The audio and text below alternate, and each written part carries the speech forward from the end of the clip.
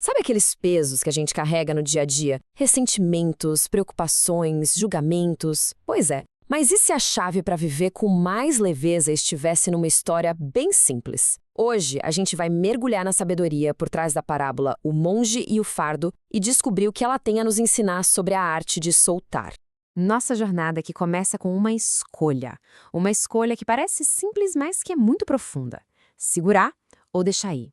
É essa tensão que está no coração da história que a gente vai conhecer agora. Então, vamos viajar lá para as montanhas do Japão.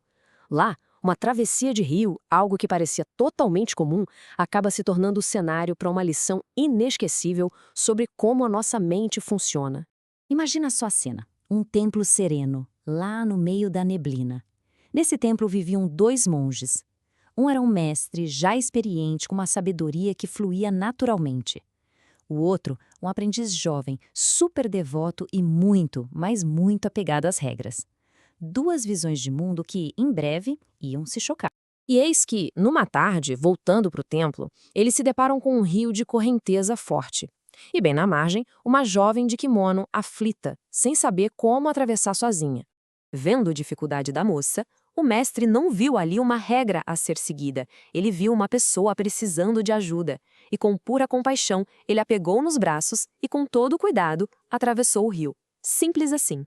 Quando chegaram na outra margem, ele a colocou no chão, com a mesma gentileza. A jovem agradeceu, fez uma reverência e seguiu seu caminho dela. E o mestre? Bom, ele simplesmente se virou e continuou a jornada, como se nada tivesse acontecido. O episódio já tinha ficado para trás.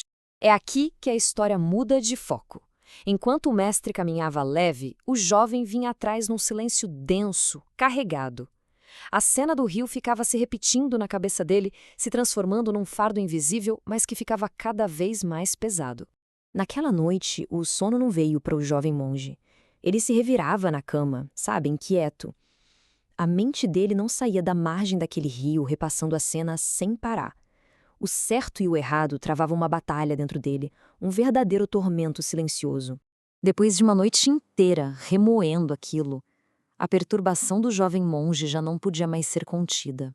O confronto era inevitável. E a resposta que ele estava prestes a receber iria mudar completamente a sua percepção das coisas. Na manhã seguinte, ele não aguentou mais carregar aquele julgamento.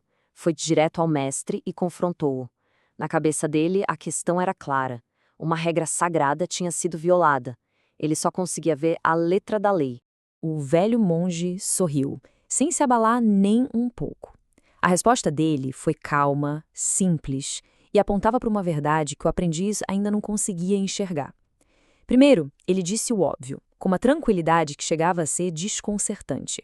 E então veio a pergunta final, a pergunta que ilumina tudo. O mestre não estava mais carregando a mulher.